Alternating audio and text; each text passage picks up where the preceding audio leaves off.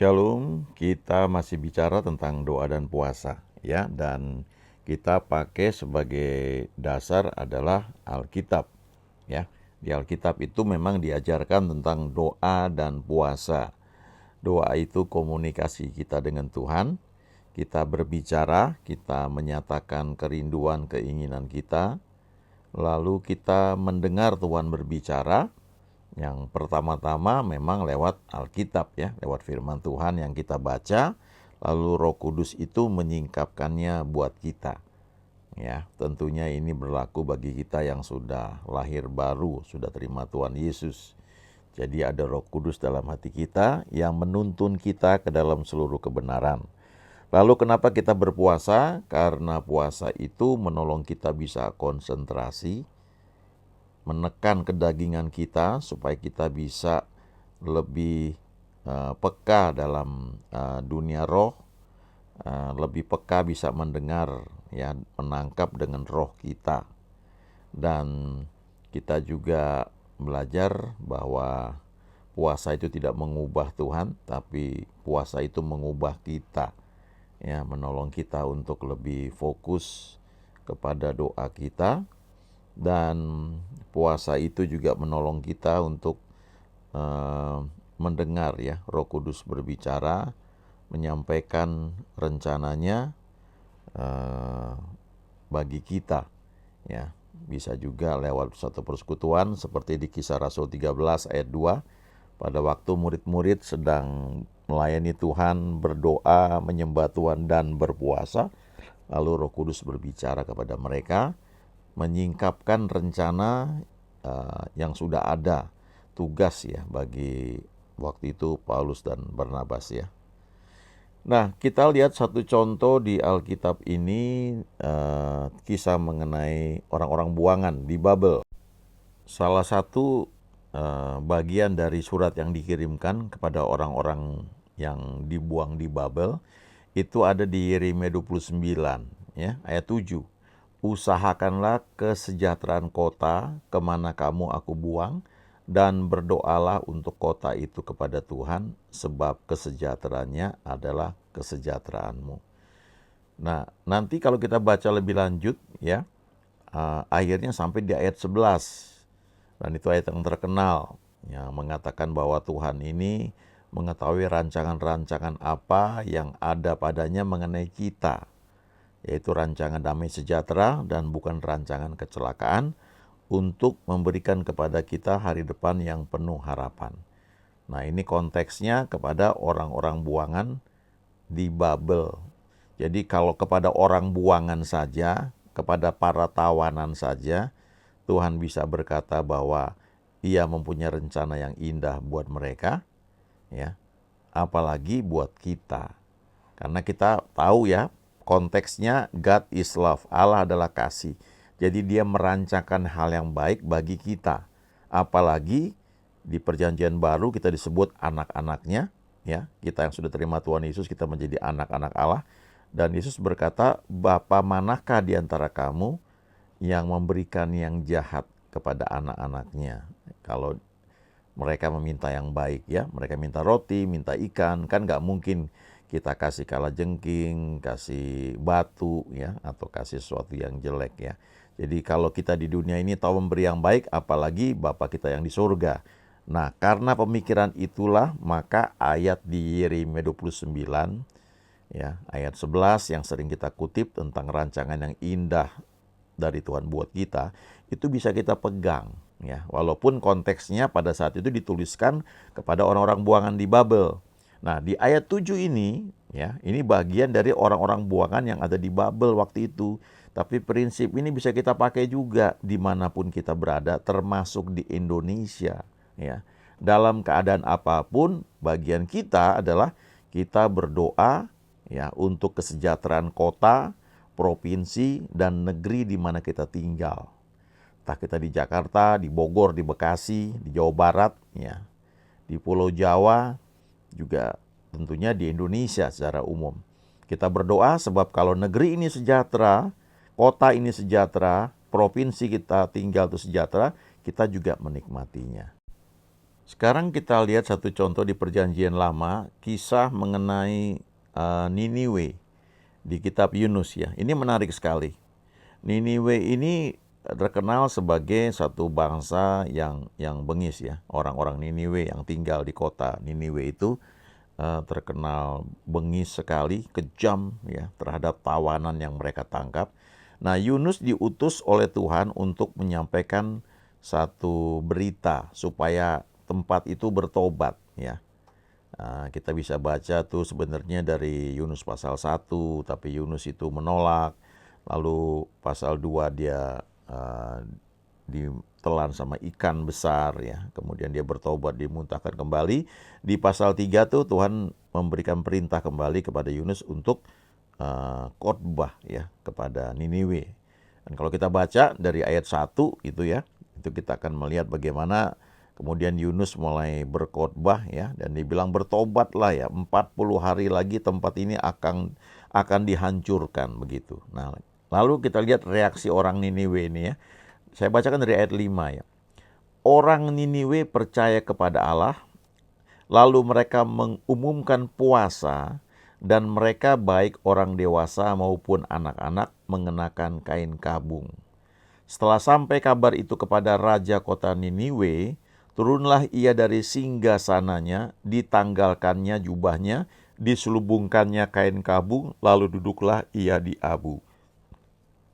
Lalu atas perintah raja dan para pembesarnya, orang memaklumkan dan mengatakan di Niniwe demikian. Manusia dan ternak, lembu sapi dan kambing domba tidak boleh makan apa-apa, tidak boleh makan rumput, dan tidak boleh minum air.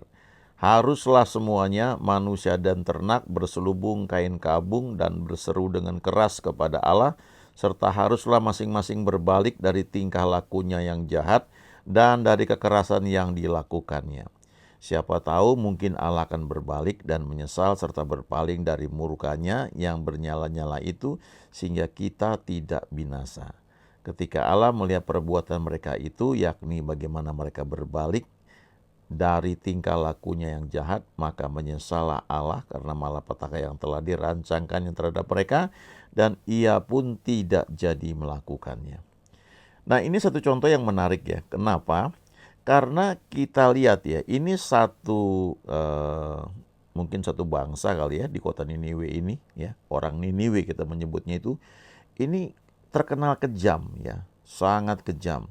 Sehingga ada hamba Tuhan yang khotbah ya, dia cerita kenapa Yunus itu lari dari tugas yang Tuhan berikan ya, lari dari panggilan. Tuhan suruh dia pergi ke Niniwe ya, karena sudah banyak kabar yang sampai dan mau dimusnahkan itu Niniwe ya. Tapi Yunus itu lari ya, dia nggak mau. Kenapa dia nggak mau? Karena ini kesimpulan dari hamba Tuhan yang khotbah itu ya. Karena dia pikir ini bangsa yang bejat, biar aja mereka dihukum Tuhan. Ngapain aku mesti aku khotbah? Nanti aku khotbah, mereka bertobat, nggak jadi dihukum. Enak aja gitu. Kan mereka emang jahat, biar aja mereka mati. Kira-kira kayak begitu. Tapi Tuhan itu maha kasih ya. Jadi sebelum dia menjatuhkan penghukuman, ya dia kirim dulu utusan orang untuk menyampaikan. Nah, ketika orang-orang tersebut menyambut dengan baik, ya berubah, bertobat begitu, maka hukumannya tidak jadi dilakukan. Nah, nanti kalau kita baca di pasal 4 memang Yunus ngambek ya, gara-gara nubuat yang dia sudah sampaikan itu nggak terjadi karena orang-orang Niniwe ini bertobat ya. Kemudian mereka berbalik sehingga yang Niniwe sampaikan itu nggak terjadi ya. Itu ada kisah yang lain lah. Tapi kembali ke sini ya, pasal 3 ya. Coba kita perhatikan ya, lihat hal-hal yang positif yang bisa kita pelajari. Yang pertama, orang Niniwe percaya kepada Allah. Jadi walaupun mereka ini jahat, bejat, begitu mereka dengar berita yang disampaikan oleh Yunus, mereka percaya ya. Lalu mereka apa tindakannya? Mengumumkan puasa. Itu luar biasa sekali. Jadi mereka bahkan mengharuskan orang-orang dewasa maupun anak-anak mengenakan kain kabung. Ya. Jadi itu salah satu bentuk perwujudan ketika orang berpuasa itu ditunjukkan juga dengan pakaian berkabung ya pada masa itu. Artinya kita prihatin lah, ayo kita jangan hura-hura kira-kira begitu ya mungkin ya, mengenakan kabung. Dan ketika sampai kepada raja kota Niniwe, dikatakan dia turun dari singgasananya, ditanggalkan jubahnya, dia merendahkan diri ya, diselubungkannya kain kabung, lalu duduklah ia di abu. Ini tindakan merendahkan diri ya. Merendahkan diri itu juga diwujudkan dengan berpuasa. Lalu ayat 7, ya, karena dia raja, dia beri perintah. Lalu atas perintah raja dan para pembesarnya, orang memaklumkan dan mengatakan di Niniwe demikian. Manusia dan ternak, lembu, sapi dan kambing, domba ya, kambing domba tidak boleh makan apa-apa, tidak boleh makan rumput dan tidak boleh minum air. Ini puasa yang radikal sekali. Ya, yang berpuasa itu dari raja, dari pemimpin, ya, dari presiden sampai tidak hanya orang bawahan, ya, anak-anak juga ikut, tapi juga sampai hewan juga nggak boleh makan, nggak boleh minum. Ya, puasanya total ini. Haruslah semuanya manusia dan ternak berselubung kain kabung dan berseru. Ya, jadi bukan hanya puasa, ya, merendahkan diri, tapi ada berseru. Berseru dengan keras kepada Allah. Jadi artinya berdoa. Jadi mereka nggak hanya berpuasa, merendahkan diri, tapi mereka juga berdoa. Ya, tentu dengan cara mereka waktu itu. Tapi kan sikap hatinya benar. Sikap hatinya tertuju kepada Tuhan. Lalu dikatakan lebih lanjut lagi, serta haruslah masing-masing berbalik dari tingkah lakunya yang jahat. Jadi tidak hanya mereka berpuasa, mereka juga berdoa, berseru, lalu mereka merubah sikap mereka. Yang tadinya jahat berhenti, ya, tidak jahat lagi. Dan kemudian juga dari kekerasan yang dilakukannya. Jadi memang rupanya orang Niniwe ini keras gitu, kejam. Berbalik dari situ, ya. Nah, kemudian ayat 9 perhatikannya. Ini sikap mereka waktu itu ya. Ini kan di perjanjian lama dan orang Niniwe juga mungkin nggak tahu ya tentang hal-hal yang orang-orang Yahudi ngerti ya mengenai perjanjian lama apalagi perjanjian baru. Tapi waktu itu lihat sikap mereka ini. Ayat 9. Siapa tahu mungkin Allah akan berbalik dan menyesal serta berpaling dari murkanya yang bernyala-nyala itu sehingga kita tidak binasa. Jadi ada rasa satu ya kita mintalah belas kasihan ya dari Tuhan. Ya, kita kenakan kain kabung, kita berpuasa, kita berseru dalam doa, lalu kita berbalik dari semua kejahatan yang pernah kita lakukan, kita berhenti melakukan yang jahat itu, kita tidak lagi menyiksa orang ya, tidak bersikap keras begitu ya. Siapa tahu mungkin Tuhan akan menyesal ya. Ini sekali lagi konteks dari pengertian mereka yang terbatas waktu itu. Lalu ayat 10 lihat. Ketika Allah melihat perbuatan mereka itu, jadi ada tindakan yang mereka buat ya. Mereka berpuasa, merendahkan diri, mereka berseru kepada Tuhan, ya, mereka berdoa, ya. Lalu mereka juga berbalik dari perbuatan-perbuatan yang jahat, ya. Nah, ketika Allah melihat perbuatan mereka itu, yakni bagaimana mereka berbalik dari tingkah lakunya yang jahat, maka menyesallah Allah karena malapetaka yang telah dirancakannya terhadap mereka. Dan ia pun tidak jadi melakukannya. Jadi kita bisa belajar di sini ya. Ini kan Alkitab dari Kejadian sampai Wahyu itu kan ada benang merahnya ya. Kalau kita simpulkan dari sejak awal. Ya, bisa kita melihat bahwa Allah itu Allah yang penuh kasih. God is love. Alkitab mengatakan demikian.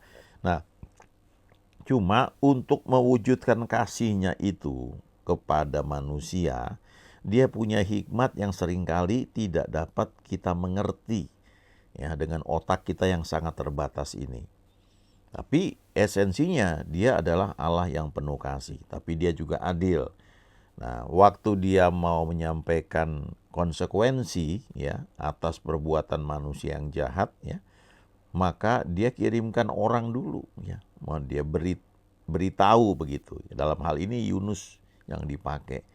Lalu ketika reaksi orang-orang Niniwe ini benar, maka tidak terjadi malapetaka.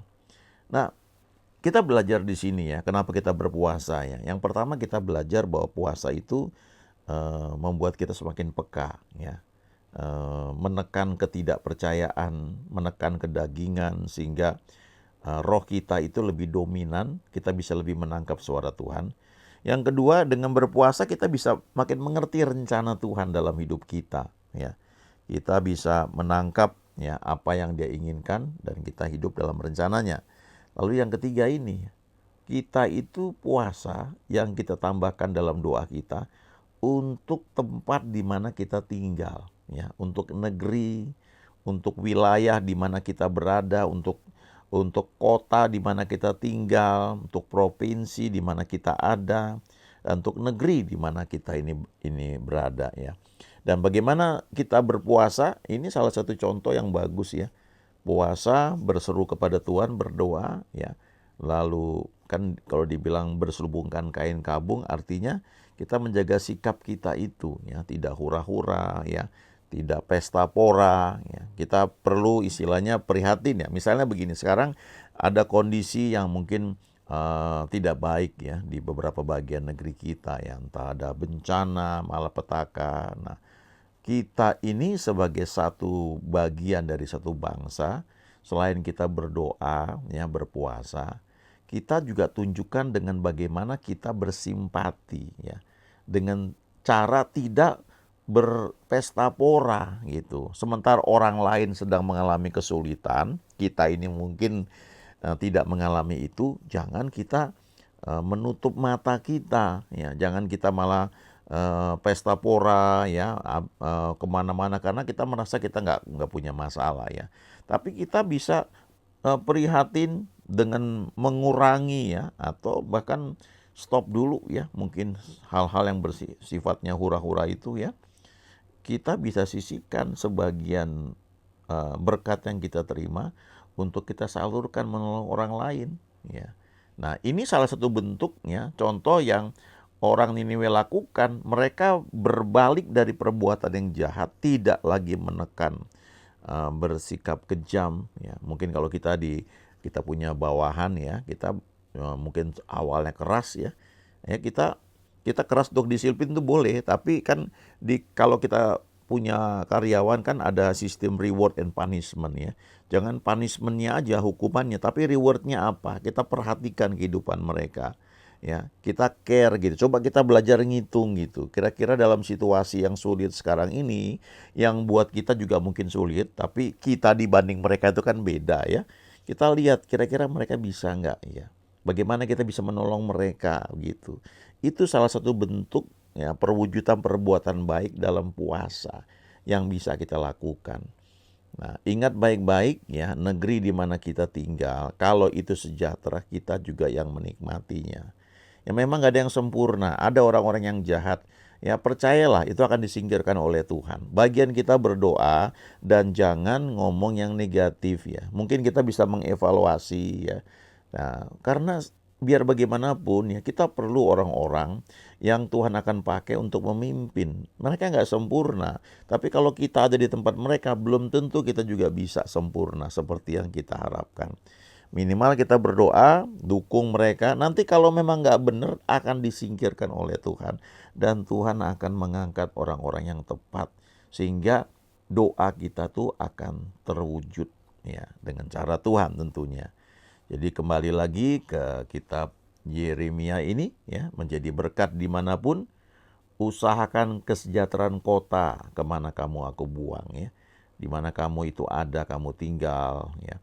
Berdoalah untuk kota itu kepada Tuhan, sebab kalau kota itu sejahtera, kamu juga yang menikmatinya ya. Jadi kita juga yang menikmati. Kita berdoa untuk Jakarta, kalau kita tinggal di Jakarta ya, dalam situasi banjir yang dihadapi. Kalau kita tinggal di luar Jakarta, kita berdoa untuk kota di mana kita ada ya, mungkin Bogor, Bekasi, atau di Sulawesi ya, provinsi. Kemudian kita berdoa untuk Indonesia juga, untuk presiden, wakil presiden, untuk para pemimpin. Itu firman Tuhan yang mengajarkannya di surat Paulus kepada Timotius ya.